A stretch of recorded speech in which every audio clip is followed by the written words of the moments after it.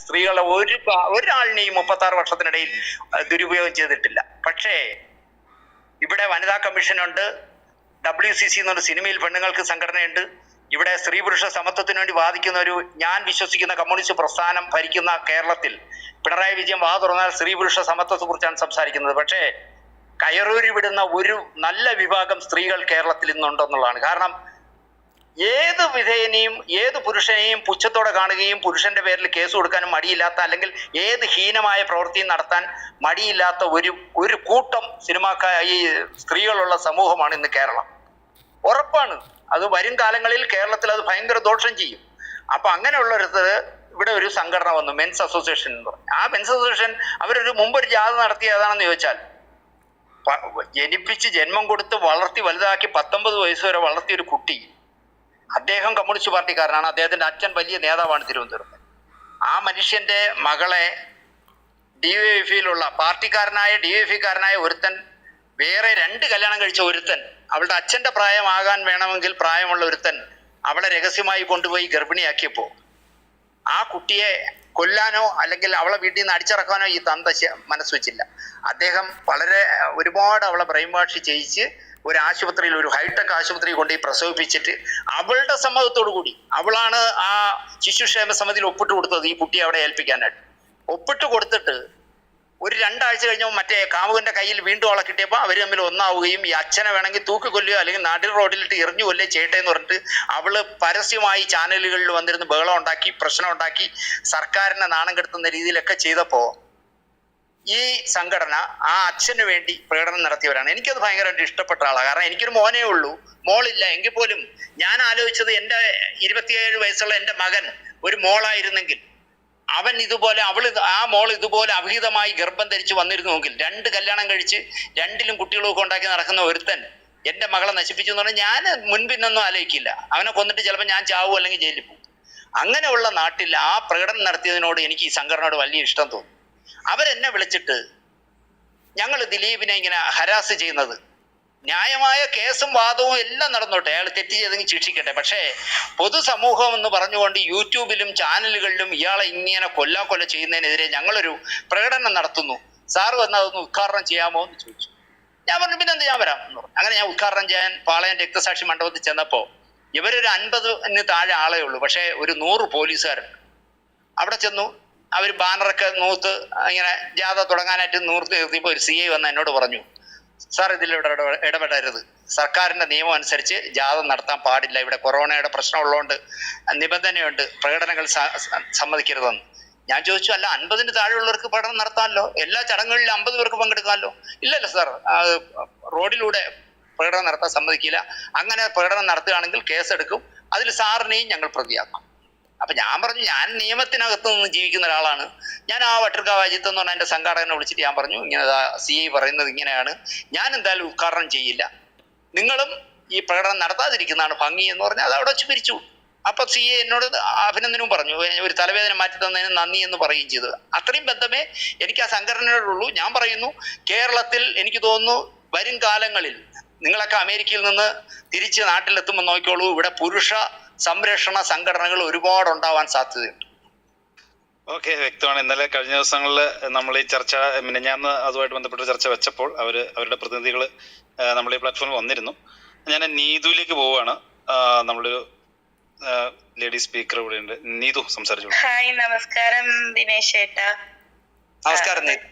Okay, നമ്മളുടെ ഈ പ്രശ്നം ദിലീപിന്റെ പ്രശ്നം തുടങ്ങിയ കാലം തൊട്ട് ടെലിവിഷനിൽ ദിലീപിനെ സപ്പോർട്ട് ചെയ്ത് നിറഞ്ഞു നിൽക്കുന്ന ഒരാളാണ് ദിനേശ് ചേട്ടൻ. എൻ്റെ ഒരു ക്വസ്റ്റ്യൻ എന്ന് ചോദിച്ചിട്ടുണ്ടെങ്കിൽ, എല്ലാവരും പറയുന്നത് ദിലീപിനോടുള്ള ശത്രുത, വൈരാഗ്യം, ദിലീപ് സിനിമയിൽ വന്ന് പ്രശസ്തനായി ഒരുപാട് ക്യാഷ് ഉണ്ടാക്കി അതിന്റെ ശത്രുതയാണ് കാണിക്കുന്നത്, അതിനോടുള്ള ഒരു വൈരാഗ്യമാണെന്നൊക്കെ പറയുന്നു. അങ്ങനെയാണെങ്കിൽ എന്തുകൊണ്ട് ദിലീപ് തന്നെ തുറന്നു പറയുന്നില്ല, എന്നോട് ശത്രുതയുള്ള ആളുകൾ ഇന്ന ആളുകളാണ്, വേറെ ഒരാളിലേക്ക് ഒരു വിരൽ ദിലീപ് എന്തുകൊണ്ട് ചൂണ്ടുന്നില്ല? അങ്ങനെ ഒരു ക്വസ്റ്റ്യൻ നമ്മുടെ സാധാരണ ജനങ്ങൾക്കുണ്ട്. ദിനേശ് ചേട്ടന് അങ്ങനെ തോന്നിയിട്ടുണ്ട്? എന്തുകൊണ്ട് ദിലീപ് മറ്റൊരാളുടെ പേര് പറയുന്നു? ദിലീപിനോട് വെറുതെ ഇരിക്കുന്ന ഒരാളോട് ഇത്തിരി കാശുണ്ടായി നന്നായി ആക്ട് ചെയ്തു എന്നുള്ള 2 റീസൺ കൊണ്ട് ആർക്കും ശത്രുത ഉണ്ടാവില്ല എന്നാണ് എനിക്ക് തോന്നുന്നത്.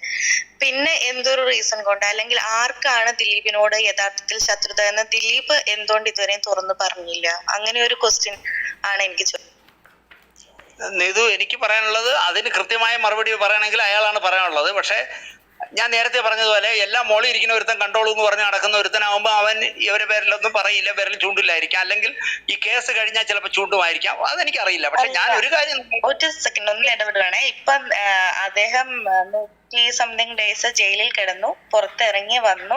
ഇങ്ങനെ ഇപ്പൊ 4 വർഷത്തെ ഇടവേളകളൊക്കെ കിട്ടി. അതിന്റെ ഇടയ്ക്ക് ടിവികളിലും അതുപോലെ ചാനലുകളിലും മാഗസിൻസിലൊക്കെ ഇന്റർവ്യൂസ് ഒക്കെ വന്നു. അപ്പോൾ പോലും ഒരു തുറന്ന പറച്ചിൽ, ഇതിന്റെ യഥാർത്ഥത്തിലുള്ള സത്യം പുറത്തു വരണമെന്ന് ആഗ്രഹിക്കുന്ന ഒരാളാണെങ്കിൽ എനിക്ക് ഇന്ന ആളാണ് ശത്രു എന്ന് എന്തുകൊണ്ട് അദ്ദേഹം പറയുന്നില്ല? അല്ലെങ്കിൽ അദ്ദേഹത്തിന്റെ ഫാമിലി പറയുന്നില്ല? അല്ലെങ്കിൽ അദ്ദേഹത്തിന്റെ സുഹൃത്തുക്കൾ എന്തുകൊണ്ട് പറയുന്നില്ല? അതാണ് ഞാൻ പറഞ്ഞത്. ഞാൻ മുഴുവിപ്പിച്ചില്ലല്ലോ. ഞാൻ പറയുന്നത് അയാൾ ചിലപ്പോ ഈ മേളിയിരിക്കുന്നവൻ കണ്ടോട്ടെ, എല്ലാം അയാൾ ശിക്ഷ വിധിച്ചോട്ടെ എന്ന് വിചാരിക്കുന്നതാവാം. അല്ല എങ്കിൽ അയാൾ ചിലപ്പോൾ ഈ കേസ് കഴിയുമ്പോൾ പറയുമായിരിക്കാം, വ്യക്തമായി പറയുമായിരിക്കും, എന്നെ ഈ വേട്ടയാടിയതിന്റെ പിന്നാമ്പുറത്ത് ആരൊക്കെയായിരുന്നു ഞാൻ പറയാമെന്ന് പറഞ്ഞാൽ ചിലപ്പോൾ പറയുമായിരിക്കും.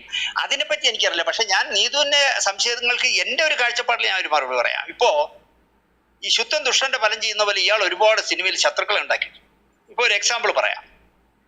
2 കഥ പറഞ്ഞ് ഒരു കഥ എന്ന് പറയുന്നു, ദിലീപ് കേൾക്കുന്നു. ഈ കഥ ഇങ്ങനെ അല്ല ബൈ പോവേണ്ടത്, കഥ ഇങ്ങനെ ആക്കാം എന്ന് പറഞ്ഞു കൊടുക്കുന്നു. അയാൾ പോയി കഷ്ടപ്പെട്ട് പൈസ കടമൊക്കെ വാങ്ങിച്ച് സ്ക്രിപ്റ്റ് റൈറ്ററെ കൊണ്ടിരുത്തി റൂമിലിരുത്തി കഥ വീണ്ടും മാറ്റി എഴുതി. ഒരു 6 മാസം കഴിയുമ്പോൾ ഈ സ്ക്രിപ്റ്റുമായിട്ട് ചെല്ലുമ്പോൾ പറയുന്നു, ഈ കഥ വേണ്ടെന്ന്, ഇത് ഇപ്പം ഞാൻ ചെയ്ത മറ്റേ പടമായിട്ട് സാമ്യമുണ്ട്, നമുക്ക് വേറൊരു കഥ പിടിക്കും ബൈ എന്ന് പറഞ്ഞു. ഇയാൾ രണ്ടാമത് വേറൊരു കഥ ഉണ്ടാക്കും. അപ്പോഴേക്കും ഏതാണ്ട് 3-4 വർഷം കടന്നു പോകുന്നു. പക്ഷെ ആ 2 പ്രോജക്റ്റ് നടന്നില്ല. ആ 2 പ്രോജക്റ്റ് നടക്കാതെ പോയതിന്റെ അന്ന് മുതൽ ഇയാളുടെ ആജന്മ ശത്രുവായി മാറി മിമിക്രിക്കാരൻ കൂടിയായ ആലപ്പി അഷ്റഫ്. ആലപ്പി അഷ്റഫ് എന്നോട് പറഞ്ഞതാണ്, എൻ്റെ 2 സിനിമയുടെ കഥ വാങ്ങിയിട്ട് ഈ ദ്രോഹി 4 വർഷം നടത്തിച്ച ആളാണ് ദിനേശ്, ഞാൻ അവനെ വിടില്ല. ഇപ്പൊ ചാനലിൽ വന്നിരുന്ന് സ്ത്രീകൾക്ക് വേണ്ടി ഉന്നമനത്തിന് വേണ്ടി ആലപ്പി അഷ്റഫ് കിടന്ന് തുള്ളിക്കളിക്കുന്ന കാണുമ്പോൾ ഞാൻ ഇത് ഓർക്കാറുണ്ട്. എവിടെയെങ്കിലും ഒരിടത്തെങ്കിലും ഒരു ചാനലിലെങ്കിലും അഷ്റഫ് പറഞ്ഞു എനിക്കിതാണ് ഇവനോടുള്ള ദേഷ്യമൊന്നും? പറഞ്ഞിട്ടില്ല. നടൻ മുരളിയുടെ പേരിൽ ഒരു സംഘടന ഉണ്ടാക്കി കൊല്ലത്ത്. ആ സംഘടനയുടെ 3ാമത്തെ മികച്ച നടന്റെ അവാർഡ് 3ാമത്തെ വർഷം മായാമോഹിനി എന്ന് പറഞ്ഞ സിനിമയിൽ അഭിനയിച്ചതിന് ഇയാൾക്കായിരുന്നു, ദിലീപിന് അവാർഡ് വാങ്ങാൻ വരേണ്ട സമയത്ത് അതേ സംവിധായകന്റെ ജോസ് തോമസിന്റെ ശൃംഗാരവേലൻ എന്ന് പറഞ്ഞ സിനിമയിൽ അഭിനയിക്കാനായിട്ട് തമിഴ്നാട്ടിലെ തേനി കമ്പം ഭാഗത്ത് എവിടെയായിരുന്നു ഷൂട്ടിംഗ്. അപ്പോ ഈ മുരളി ഫൗണ്ടേഷന്റെ ചെയർമാൻ എന്ന് പറയുന്നത് പത്രപ്രവർത്തകനായ പല്ലിശ്ശേരിയാണ്. പല്ലിശ്ശേരി ജോസ് തോമസിനെ വിളിച്ചപ്പോൾ ജോസ് തോമസ് പറഞ്ഞു അതിനെന്താ പല്ലിശ്ശേരി വിട്ടേക്കാം എന്ന് പറഞ്ഞു. ജോസ് തോമസ് ദിലീപിനോട് പറഞ്ഞു, നമ്മൾ ഈ പറയുന്ന പർട്ടിക്കുലർ ഡേ എന്ന് പറയുന്നത് നമ്മുടെ ക്ലൈമാക്സ് എടുക്കുന്ന ദിവസമാണ്, 10-20 ആർട്ടിസ്റ്റുകളുള്ളതാണ്, എൻ്റെ പൊന്ന് ദിലീപെ ചതിക്കരുതേ, നിങ്ങൾ പോകരുതേ, പോയ ഈ ആർട്ടിസ്റ്റിന്റെ ഡേറ്റ് എല്ലാം കൊളാവും എന്ന് പറയും. ദിലീപ് ഈ വിവരം പല്ലിശ്ശേരിയോട് പറയുന്നു. അല്ല, ജോസ് തോമസ് വിടാമെന്നാണല്ലോ പറഞ്ഞത്, പക്ഷെ എന്നോട് ജോസേട്ടൻ പറഞ്ഞത് പോകരുതെന്നാണ്. വീണ്ടും ജോസ് തോമസിനെ പല്ലിശ്ശേരി വിളിക്കുന്നു, പക്ഷെ ജോസ് ഫോൺ എടുക്കുന്നില്ല. പല്ലിശ്ശേരി വീണ്ടും ദിലീപിനെ വിളിക്കുന്നു. അപ്പോൾ അവൻ പറയുന്നു, ജോസ് പറയാതെ, സംവിധായകൻ പറയാതെ എനിക്ക് വരാൻ പറ്റില്ല. അയാൾ പോയില്ല. ആ 3ാമത്തെ അവാർഡ് കൊളമായി. എൻ്റെ കൂടെ ഞാൻ ചർച്ചയിൽ, ഞാനും പല്ലിശ്ശേരി ഒന്നിച്ച് പങ്കെടുക്കുന്ന ചർച്ചയിൽ ഞാൻ പല്ലിശ്ശേരിയോട് പരസ്യമായി ചോദിച്ചു. പല്ലിശ്ശേരി പറഞ്ഞു, ആ ചളകുളമായതിന്റെ പിറ്റന്നോ തിരുവനന്തപുരത്ത് വെച്ചിട്ടപ്പോൾ എന്നോട് പറഞ്ഞു, യവന്റെ പുക കാണാതെ ഇനി പല്ലിശ്ശേരി അടങ്ങിയിരിക്കില്ല എന്ന് പറഞ്ഞു. അയാളുടെ കരുനാക്കുള്ള നാക്കാണെന്ന് എനിക്കറിയണ്ട. അയാൾ ഇത് പറഞ്ഞു പോയി 10-15 ദിവസം കഴിഞ്ഞപ്പോൾ ഈ കേസിൽ ദിലീപ് പെടുന്നത്. നിങ്ങൾ ആലോചിച്ച് നോക്കൂ, കേരളത്തിലെ മുഴുവൻ മീഡിയകളിലും വന്നിരുന്നിട്ട് പറയാൻ പാടുള്ളതും പാടില്ലാത്തതുമായ എന്തൊക്കെ തെറിയാണ് പല്ലിശ്ശേരി ദിലീപിനെ വിളിക്കുന്നതെന്ന് ആലോചിച്ച് നോക്കി. ഇങ്ങനെ ഇയാള് ശുദ്ധൻ ദുഷ്ടന്റെ ഫലം ചെയ്യുമെന്ന് പറഞ്ഞാൽ ദിലീപ് ഒരുപാട് ശത്രുക്കളെ ഉണ്ടാക്കിയിട്ടുണ്ട്. അതിലൊന്നാണ് ഇപ്പൊ ഈ അവസാനത്തെ ബാലചന്ദ്രകുമാർ. അയാളൊരു പടം ചെയ്തിട്ടുണ്ട് ആസിഫ് അലി വെച്ച്. ആ പടം 10 പൈസ വിറ്റുപോയില്ല. കാരണം 60 ലക്ഷം രൂപയ്ക്ക് എന്തോ എടുത്ത പടത്തിന് ആൾ കേരള കളിച്ചപ്പോൾ കിട്ടിയത് 4 ലക്ഷം രൂപയാണ്.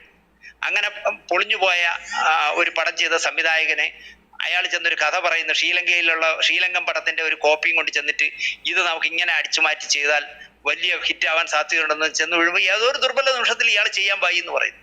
പിന്നെ അവൻ അയാളുടെ വീട്ടിലെ നിത്യ സന്ദർശകനും കഥാ ചർച്ചയും ഒക്കെ ആയിട്ട് ചെല്ലുന്നു. അയാൾ തന്നെ പറയുന്നു, ബാലേന്ദ്രകുമാർ തന്നെ പറയുന്നു, ഓരോ തവണ പോയിട്ട് ഞാൻ തിരിച്ചു പോകുമ്പോഴും എനിക്ക് 50,000 രൂപ തരുമായിരുന്നു, അഡ്വാൻസ് ആയിട്ട് കൂട്ടിക്കൊള്ളാമെന്ന് പറഞ്ഞിട്ട് 50,000 രൂപ വെച്ച് ഞാൻ ഒരുപാട് പൈസ 10 ലക്ഷം രൂപയോളം വാങ്ങിയെന്ന് അയാൾ തന്നെ പറയുന്നു. അപ്പൊ അങ്ങനെ പോയ ഒരു മനുഷ്യനെ 3-4 വർഷം നടന്നിട്ട് അയാൾക്ക് സിനിമ കൊടുക്കാതായപ്പോ അവൻ ശത്രുവായി മാറി. ഇതാണ് ഇപ്പൊ സംഭവിച്ചുകൊണ്ടിരിക്കുന്നത്. ഇത് ദിലീപാണ് മനസ്സിലാക്കേണ്ടത്, നമ്മളല്ല മനസ്സിലാക്കേണ്ടത്. എനിക്ക് എന്തുകൊണ്ട് ഇങ്ങനെ ശത്രുക്കൾ ഏറുന്നു, എന്റെ പ്രവൃത്തി ദോഷം, ഇങ്ങനെയൊക്കെയുള്ള ദോഷം. ഇപ്പൊ മലയാള സിനിമയിൽ എന്തുകൊണ്ടാണ് ഈ ഭഗത് ഫാസിൽ അല്ലെങ്കിൽ പൃഥ്വിരാജ് എന്ന് പറയുന്നവർക്ക് ശത്രുക്കൾ ഇല്ലാത്ത എന്താണെന്ന് ചോദിച്ചാൽ, അവരോട് കഥ പറയാൻ നമ്മൾ ചെന്നാൽ കഥ കേട്ട് കഴിഞ്ഞാൽ അയ്യോ സോറി സാർ എനിക്ക് കഥ ചെയ്യാൻ പറ്റില്ല, അവിടെ തീരും ആ പ്രശ്നം. യവൻ പറയുന്നത് എനിക്ക് ജീവിതത്തിൽ ഒരാളിനോട് നോ പറയാൻ പറ്റില്ല എന്ന് പറഞ്ഞ് 3-4 വർഷം നടത്തി നടക്കാതെ പോകുമ്പോൾ അവർ ശത്രുക്കളായി മാറും. ഇങ്ങനെ ഒരു വലിയ വിഭാഗത്തെ ഇയാള് ശത്രുവാക്കിയിട്ട്, അത് തുളസീദാസ് ആയാലും രാജസേനനായാലും ഇയാൾക്കെതിരെ ചർച്ചയ്ക്ക് വരുന്ന ആരെ വേണമെങ്കിലും നിങ്ങൾ എടുത്തു നോക്കൂ. ഞാൻ ഈ പറഞ്ഞ വിഷയമാണ് അവരെ എല്ലാം ശത്രുക്കളാക്കി മാറ്റിയത്. ഓക്കെ, നമുക്ക് ഒരു ക്ലോസ് പറഞ്ഞോട്ടെ. ഇത്ര നേരം സനീഷ് വെയിറ്റ്. ഞങ്ങൾ ഓർഡറിൽ പോട്ടെ, നമുക്കൊന്ന് ക്രമീകരിക്കട്ടെ. ഞാൻ ശ്രീജിത്തിലേക്ക് പോവാണ്. അതിന് മുമ്പ് ഒരു കാര്യം എന്ന് പറയുന്നത്, നമ്മുടെ ക്ലബ്ബ് ഒന്ന് ഫോളോ ചെയ്യാത്തുണ്ടെങ്കിൽ ഫോളോ ചെയ്യണം. സിഡ്നി മലയാളീസ് എന്നുള്ള ക്ലബ്ബ്. ഞങ്ങൾ ഇങ്ങനെയുള്ള ആനുകാലികമായ പ്രസക്തമായ വിഷയങ്ങളിൽ പല ഗസ്റ്റുമാരെയും നമ്മുടെ പ്ലാറ്റ്ഫോമിൽ എത്തിച്ച് ചർച്ച ചെയ്യാനായിട്ട് ഞങ്ങൾ ശ്രമിക്കാറുണ്ട്. അപ്പൊ ഞങ്ങളുടെ ശ്രീജിത്തിലേക്ക് പോവാണ്. ശ്രീജിത്ത് ചോദിച്ചോളൂ. ദിനേശ് ചേട്ടാ, ഞാൻ ദിനേശ് ചേട്ടനെ ഒരു 36 വർഷം എക്സ്പീരിയൻസ് ഉള്ള സംവിധായകൻ എന്ന രീതിയിലാണ് എനിക്കൊരു ചോദ്യം ചോദിക്കാനുള്ളത് ദിനേശ് ചേട്ടനോട്. ചേട്ടാ, ഞാൻ കേട്ടിട്ടുണ്ട്, ഇപ്പോ സംവിധായകന് ജനങ്ങളോട് സംവദിക്കാനുള്ള ഒരു മാർഗമാണ് സിനിമ, അതിനുള്ള ഒരു ടൂള് മാത്രമാണ് നടന്മാരെന്ന് ഞാൻ കേട്ടിട്ടുണ്ട് പറഞ്ഞിട്ട്.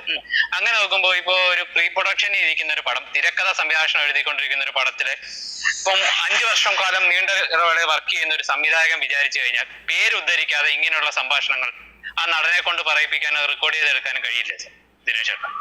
അങ്ങനെ പ്ലാൻ ചെയ്ത് വിചാരിച്ചാൽ കഴിയില്ല. അങ്ങനെ കഴിയുന്ന ഒരാളുടെ ഈ റെക്കോർഡുകൾക്ക് കോടതിയിൽ തെളിവായിട്ട് സ്വീകരിക്കാൻ കഴിയും.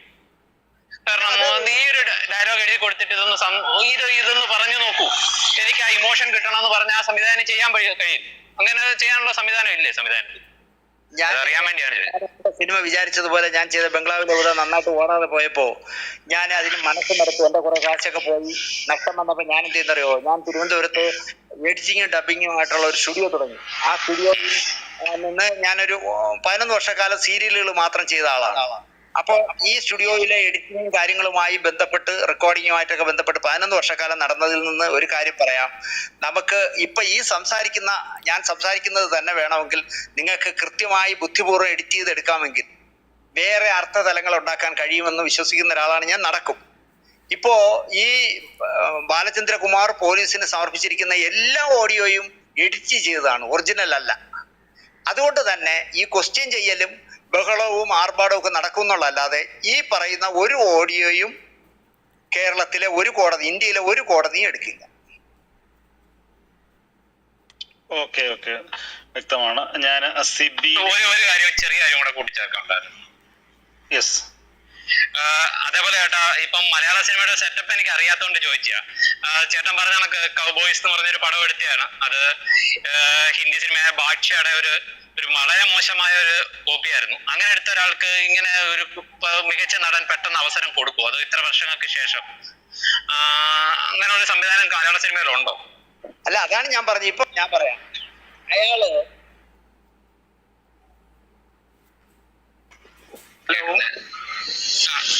Hello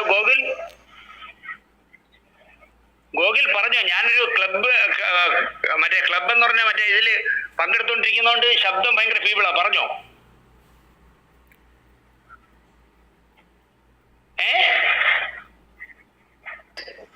Shantha speaking. അല്ല, ശാന്ത സ്പീക്കിംഗ് കിട്ടാ മതി. ഓക്കെ.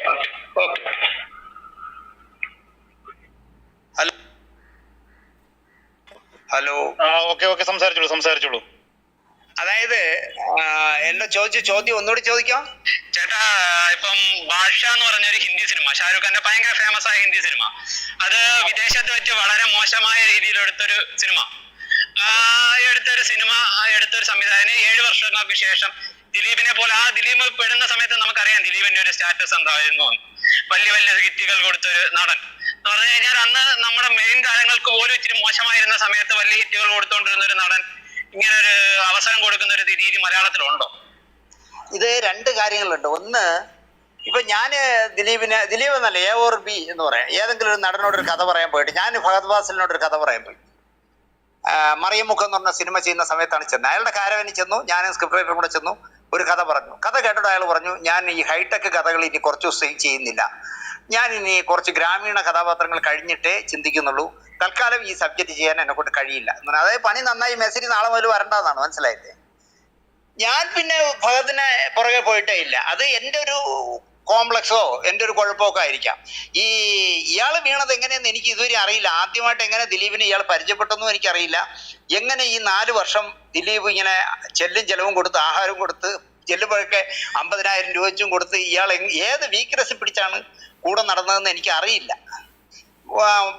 ഇവിടെ ഞാൻ നേരത്തെ പറഞ്ഞ പോലെയാണ്, നമ്മുടെ സിനിമയിലുള്ള സമ്പന്നരായി വരുന്നവർക്കൊക്കെ ഈ എർത്തുകൾ വേണമെന്ന് ഭയങ്കര ആഗ്രഹമുള്ളവരാണ്. അങ്ങനെ ഒരു എർത്തായി നടക്കാൻ തയ്യാറുള്ള ഒരാളായുണ്ട്. പറഞ്ഞു കേട്ടില്ലേ, അയാള് വീട്ടിൽ നിന്ന് പോയാൽ 10-15 ദിവസം ദിലീപിന്റെ ഗസ്റ്റ് ഹൗസിലൊക്കെ താമസിച്ചിട്ട് രാവിലെ മുതൽ വൈകുന്നേരം വരെ ദിലീപിന്റെ കൂടെ നടക്കുകയും വൈകുന്നേരം രാത്രി ആയാൽ ദിലീപിന്റെ ഗസ്റ്റ് ഹൗസിൽ ചെന്ന് കിടക്കും എന്നൊക്കെയാണ് പറയണത്. നമുക്ക് അങ്ങനെയൊന്നും മെനക്കെട്ട് പോയി കിടക്കാനുള്ള ത്രാണി ഇല്ലാത്തതുകൊണ്ടായിരിക്കാം, അല്ലെങ്കിൽ നമ്മുടെ സ്വഭാവത്തിന് അത് പറ്റാത്തതുകൊണ്ടായിരിക്കാം. ഇയാളെ പോലുള്ളവർക്ക് പറ്റും. അപ്പൊ കൂടെ നടക്കാൻ ഒരാളെ കിട്ടുമ്പോൾ ചിലപ്പോൾ കൊണ്ട് നടക്കും. അങ്ങനെ പറ്റിയതായിരിക്കാം എന്നാണ് എനിക്ക് തോന്നുന്നത്. അല്ലാതെ അയാളൊരു സംവിധായകൻ എന്നുള്ള നിലയ്ക്ക് കഴിവ് തെളിച്ചത് കൊണ്ടാണ് എന്നെ രക്ഷപ്പെടുത്താനായിട്ട് ഒരു സിനിമ ചെയ്യൂ, ഞാൻ നിങ്ങളെ പടത്തിൽ അഭിനയിക്കാന്ന് പറഞ്ഞ് ദിലീപ് പോയതായിരിക്കാം, വഴിയില്ല. ഇതായിരിക്കാനാണ് സാധ്യത. നമുക്ക് സിബിയിലേക്ക് പോവുകയാണ്. നമ്മളിപ്പോ ഈ ദിലീപിന്റെ മാത്രമല്ല, സിനിമയുടെ മറ്റ് മേഖലകളിലുള്ള വിഷയങ്ങളും അദ്ദേഹം മറുപടി നൽകുമെന്ന് പ്രതീക്ഷിക്കുന്നു. അപ്പൊ ദിലീപിലേക്ക് മാത്രം കോൺസെൻട്രേറ്റ് ചെയ്തുള്ള ചോദ്യങ്ങൾ അല്ല പ്രതീക്ഷിക്കുന്നത്. Okay, thank you. Okay, Dinesh, നിങ്ങൾക്ക് ഒരു കാലത്ത് ഒരു പടം തുടങ്ങാൻ നേരത്ത് ആ പടത്തിൽ നായികയായിട്ട് അഭിനയിക്കാൻ തയ്യാറായ ഒരു സ്ത്രീയാണ്. മറ്റു പലരെയും സമീപിച്ചിട്ട് അവർ വന്നില്ല എന്ന് പറയും. ഈ പറയുന്ന സ്ത്രീ നിങ്ങളുടെ പടത്തിൽ അഭിനയിക്കുകയും എന്നാൽ ഇതിൽ പ്രതിയായിട്ടുള്ള ദിലീപിനെ വിട്ട് നിങ്ങൾക്ക് അറിയത്തുമില്ല. എന്റെ ചോദ്യം ഇതാണ്,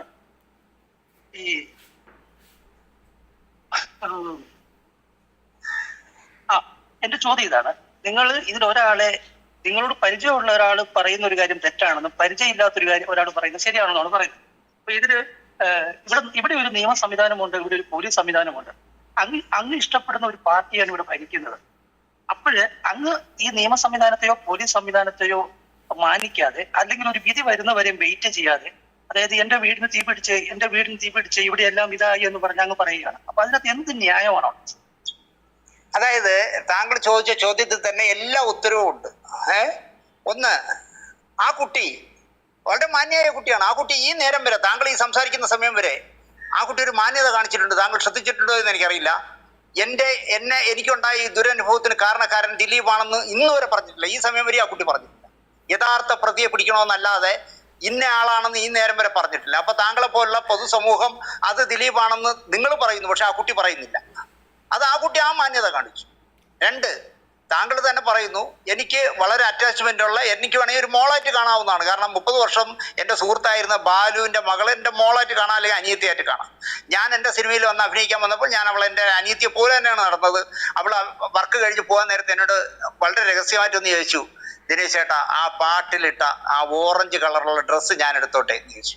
6000 രൂപ 7000 രൂപ വിലയുള്ള ഡ്രസ്സാണ്. ഞാൻ അപ്പം തന്നെ ഇന്ദ്രൻ സേനെ വിളിച്ചിട്ട് പറഞ്ഞു, അത് പൊളിഞ്ഞ് അവൾക്ക് കൊടുത്തു. അത്രയും അറ്റാച്ച്മെന്റ് ആ കുട്ടിയുമായിട്ട് എനിക്കുണ്ടായിരുന്നു. മറുവശത്ത് ദിലീപ് എന്ന് പറഞ്ഞ ആളിനെ എനിക്ക് പരിചയമേ ഇല്ല. ഇത് ഞാനൊരു അസിസ്റ്റന്റ് ഡയറക്ടറായിട്ട് വർക്ക് ചെയ്ത ഒരു സിനിമയിലും ദിലീപില്ലായിരുന്നു. ദിലീപിനോടൊരു കഥ പറയാൻ ഞാൻ ഒന്നാമത് ആകപ്പാടെ കലാഭവമണിയോടും ലാലിനോടും അല്ലാതെ കഥ പറയാൻ പോയിട്ടില്ല. ഞാൻ പോയിട്ട് ഈ കുട്ടിയോട് എന്താ പറയുക, അല്ല, ഈ ദിലീപിനോട് ഒരു ഡേറ്റ് ചോദിക്കാൻ ചെന്നിട്ടില്ല. അയാളോട് ഒരുപാട് പേര് ലക്ഷങ്ങൾ വാങ്ങിയ കഥ എനിക്കറിയാം. കാരണം അയാൾക്ക് തുടക്കകാലത്ത് ചില സിനിമകൾ കൊടുത്ത ഒരു സംവിധായകൻ എനിക്കും പരിചയമുള്ള ഒരാളാണ്. അദ്ദേഹം ഈ അടുത്ത കാലത്ത് ഈ കേസൊക്കെ വരുന്നതിന് തൊട്ട് മുമ്പ് ദിലീപിനെ പോയി കണ്ടിട്ട് പറഞ്ഞു, എൻ്റെ മകളുടെ കല്യാണപ്രായമായി വരികയാണ്, കല്യാണം നടത്താൻ എൻ്റെ 10 പൈസ ഇല്ല, ദിലീപ് എനിക്കൊരു ഡേറ്റ് തന്നാൽ എനിക്കൊരു കല്യാണം നടത്താനുള്ള കാശ് കിട്ടും. എടുത്ത വായിലെ ദിലീപ് പറഞ്ഞത്, അത് വേണ്ട ഇക്ക, നിങ്ങൾ സിനിമ മാറിപ്പോയി, നിങ്ങൾ വന്ന കാലത്ത് സിനിമയല്ല ഇപ്പോൾ ഉള്ളത്, ഇപ്പൊ എന്താ വേണ്ട, മോളെ കല്യാണമല്ലേ നടത്തേണ്ട കാര്യം, അത് നമുക്ക് ചെയ്യാന്നേ, നിങ്ങൾ കാര്യങ്ങൾ മുമ്പോട്ട് കൊണ്ടുപോകുന്നു പറഞ്ഞു. യാതൊരു അതിശയോക്തി ഇല്ലാതെ ഞാൻ പറയുകയാണ്, ആ സംവിധായകന് പടം ചെയ്യാനുള്ള അവസരം കൊടുത്തില്ല. പക്ഷെ 10 ലക്ഷം രൂപ ഇദ്ദേഹം കൊടുത്തു എന്ന് ആ സംവിധായകൻ എൻ്റെ കൂടെ പറഞ്ഞു. എനിക്ക് സിനിമ തന്നില്ലെങ്കിൽ എന്ത് ദിനേശേ, അവൻ 10 ലക്ഷം രൂപ എന്നുകൊണ്ട് എൻ്റെ മോളെ കല്യാണം ഭംഗിയായിട്ട് നടത്താൻ പറ്റിയെന്ന് എൻ്റെ പറഞ്ഞു. അതുപോലെ ഈ ഒരു 3-4 വർഷം മുമ്പ് മരിച്ചുപോയ ഒരു സംവിധായകൻ, തുടക്കകാലത്ത് ഇയാൾക്ക് ഒരുപാട് സിനിമ അയാളുടെ പടത്തിൽ അഭിനയിച്ചിട്ടുണ്ട്. കൊച്ചു തല്ലിപ്പൊളി സിനിമകളാണെല്ലാം. ആദ്യകാലത്ത് വന്ന തല്ലിപ്പൊളി സിനിമകളാണ്. പക്ഷെ ദിലീപ് പെട്ടെന്ന് വളർന്ന് വലിയ സംവിധായകരുടെ കയ്യിലായപ്പോൾ അയാൾക്ക് ഈ പറഞ്ഞ സംവിധായകനെ പോലുള്ളവർക്ക് ഡേറ്റ് കൊടുക്കാൻ താല്പര്യമില്ലാതായി. പക്ഷെ പകരം അയാൾ ചെയ്തത് എന്നെ സഹായിച്ച ആളല്ലേ എന്ന് വിചാരിച്ചിട്ട് ഈ പറഞ്ഞ സംവിധായകനും 5 ലക്ഷം രൂപ വെച്ച് 2 പ്രാവശ്യം കൊടുത്തു. ആ സംവിധായകൻ തന്നെ എൻ്റെ പറഞ്ഞു മരിക്കുമോ. അപ്പൊ അങ്ങനെയുള്ള ഒരാളാണ് ഈ മനുഷ്യൻ. ഇതെല്ലാം ഞാൻ കേൾവി വെച്ചാണ് ഞാൻ ഈ സംസാരിക്കുന്നത്. എനിക്ക് ദിലീപിനെ പരിചയമില്ല. പക്ഷേ ഈ കേസിൽ ഞാൻ ചർച്ച ചെയ്യാൻ പോകുമ്പോൾ ഞാൻ എന്താ പറയുക, പാർട്ടി അംഗത്വമുള്ള ഒരാളാണ്. എൻ്റെ പാർട്ടി ഭരിക്കുന്നത് കൊണ്ട് ഞാൻ എൻ്റെ പാർട്ടി ചെയ്യുന്ന തെമ്മാടിത്തരമൊന്നും ഞാൻ അംഗീകരിക്കില്ല. ഞാനിപ്പോൾ കഴിഞ്ഞ 5 വർഷം കേരളത്തിലെ സാംസ്കാരിക ക്ഷേമനിധി ബോർഡിന്റെ ഡയറക്ടറായിരുന്നു. AK ബാലനായിരുന്നു സാംസ്കാരിക വകുപ്പ് മന്ത്രി. ഞാൻ എത്രയോ ചർച്ചകളിൽ വന്ന് സാംസ്കാരിക വകുപ്പ് മന്ത്രി AK ബാലൻ ചെയ്യുന്നത് ശരിയല്ല എന്ന് സംസാരിച്ചു. ഞാൻ ശരികളുടെ പക്ഷത്ത് നിൽക്കുന്ന ഒരാളാണ്. ഞാൻ അങ്ങനെ സംസാരിച്ചിട്ടുള്ളത്. താങ്കളിപ്പോൾ ചോദിക്കുന്നു ഒരു കോടതിയിലിരിക്കുന്ന ഒരു കേസിന് ചർച്ചയിൽ പങ്കെടുക്കാമോ? എങ്കിൽ പിന്നെ താങ്കൾ എന്നെ മാത്രം എന്തിനാ ചോദിക്കണേ? കേരളത്തിലെ 100 കണക്കിന് ചർച്ചയിൽ പങ്കെടുത്തവരോടും കേരളത്തിലെ മലയാള മനോരമ അടക്കം മനോരമ ചാനലടക്കമുള്ള ഏഷ്യാനെറ്റ് അടക്കമുള്ള എല്ലാ ചാനലിന്റെയും മേധാവികൾ വിളിച്ച് കേൾക്കണ്ടേ? നിങ്ങൾ കോടതി അലക്ഷ്യമാവൂലേ? നിങ്ങൾ എന്തിനാണ് ഈ കോടതിയിലിരിക്കുന്ന ഒരു കേസിനെ കുറിച്ച് അതിൽ ദിലീപാണ് പ്രതി എന്നുള്ള രീതിയിൽ നിങ്ങൾ ഈ ചർച്ച നടത്തുന്നത് തെമ്മാടി തന്നെയല്ലേ എന്ന് താങ്കൾക്ക് എന്താ തോന്നാത്ത? എന്നോട് മാത്രം എന്തിനാ ചോദിക്കണേ? ഇതാണ് എനിക്ക് താങ്കളോട് ചോദിക്കാനുള്ള ഉത്തരം. ഓക്കെ, വ്യക്തമാണ്. ഇതിൽ ഞാൻ നിർമ്മൽ രാജിലേക്ക് പോവുകയാണ്. ശ്രീ നിർമ്മൽ രാജ്, കേൾക്കുന്നുണ്ടോ?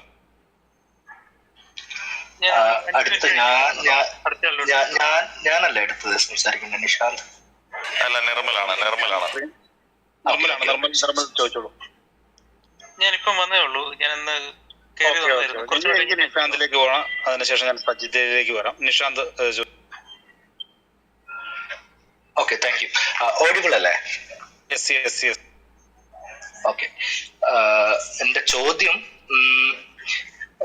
ഒരു പൗരൻ എന്ന നിലയ്ക്ക്, ശ്രീ ദിനേശ്, ഒരു പൗരൻ എന്ന നിലയ്ക്ക് നമ്മളുടെ ഈ രാജ്യത്തിലുള്ള ജുഡീഷ്യറി, പിന്നെ നമ്മളെ പോലീസ്, നമ്മളെ നിയമവ്യവസ്ഥ, അതിൽ താങ്കൾ വിശ്വസിക്കുന്നുണ്ടോ എന്നുള്ളതാണ് ചോദ്യം. ആ ചോദ്യത്തിലേക്ക് വരാനുള്ള സാഹചര്യം, നമ്മളിപ്പോ ബാലചന്ദ്രകുമാറിന്റെ എവിഡൻസ്, പ്രൂഫ് ഇതൊക്കെ കൊടുത്തിട്ടുണ്ടായിരുന്നു. ഇതൊക്കെ നമ്മൾ പോലീസും നമ്മുടെ നിയമവ്യവസ്ഥ കണ്ണടച്ച് വിശ്വസിച്ചിട്ട് അതിന്റെ പിന്നാലെ ഓടുന്നതായിട്ടല്ല നമുക്ക് ന്യൂസിലൊക്കെ കാണാൻ കഴിയുന്നത്.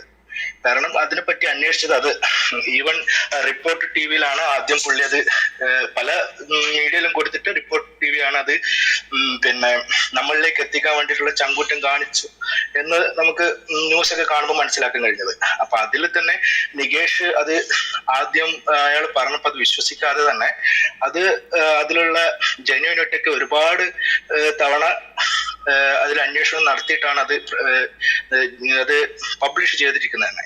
അപ്പോ ഇങ്ങനെയാണ് നമുക്ക് ന്യൂസ് ഒക്കെ കാണുമ്പോൾ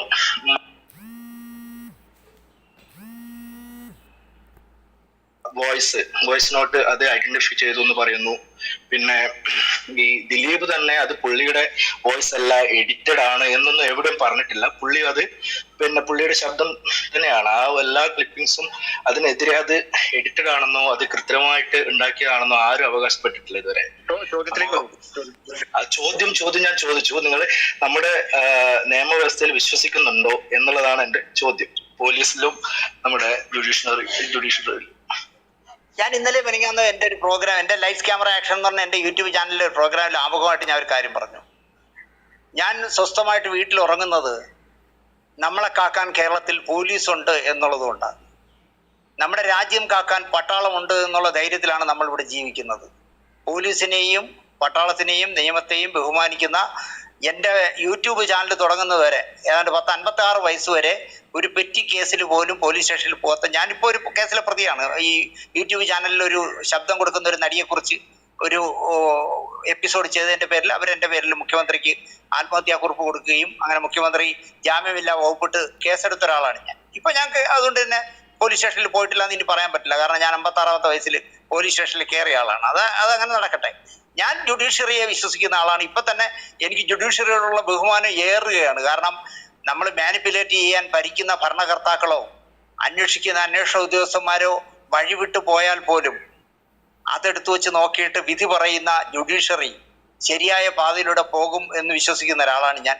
ഒപ്പം താങ്കൾ ചോദ്യത്തിൽ വീണ്ടും ഞാൻ പറയുന്നു, ഇവിടുത്തെ പോലീസിനെയും ക്രമസമാധാന പാലനത്തിനെയും ഒക്കെ ബഹുമാനത്തോടെ കാണുന്ന ഒരാളാണ് ഞാൻ. അതിലൊന്നും യാതൊരു മടിയും എനിക്കില്ല. പക്ഷെ താങ്കൾ പറഞ്ഞതിൽ ഒരു തിരുത്തുണ്ട്.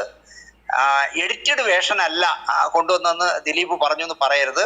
കോടതിയിൽ കൃത്യമായിട്ട് പറഞ്ഞിട്ടുണ്ട്, വീട്ടിൽ സ്വകാര്യമായി സംസാരിച്ച കാര്യങ്ങളിൽ നിന്ന് അയാൾക്ക് ആവശ്യമുള്ളത് മാത്രം അടർത്തിയെടുത്ത് എഡിറ്റ് ചെയ്ത പോർഷനാണ് ഇവിടെ കൊടുത്തിരിക്കുന്നത് എന്ന് തന്നെയാണ് ദിലീപ് കോടതിയിൽ കൊടുത്തിട്ടുള്ളത്. അതുകൊണ്ട് ആ കാര്യത്തിൽ താങ്കൾ പറഞ്ഞതിനോട് എനിക്ക് വിയോജിപ്പുണ്ട്. ഓക്കെ. അത് മാത്രമല്ല, എനിക്ക് തോന്നുന്നു ഹൈക്കോടതിയിൽ കൊടുത്ത ഒരു സത്യവാങ്മൂലമാണ്. ഹൈക്കോടതിയിൽ സത്യവാങ്മൂലം ആയിരിക്കില്ല, ഒരു സ്റ്റേറ്റ്മെന്റ്, ഒരു ഡിഫൻസിന്റെ ഒരു ഇതായിരിക്കും. അത് അതിനകത്ത് പറഞ്ഞിരിക്കുന്ന കാര്യങ്ങൾ വീണ്ടും നിഷേധിക്കുന്നതിനും ഒരു അവസരമുണ്ട് ട്രയൽ കോടതിയിൽ. അത് അതിന്റെ ഒരു നിയമവശമാണ്. ഞാൻ സജിതയിലേക്ക് പോവുകയാണ്. സജിത കേൾക്കുന്നുണ്ടോ? അഡ്വക്കേറ്റ് സജിത കേൾക്കുന്നുണ്ടോ?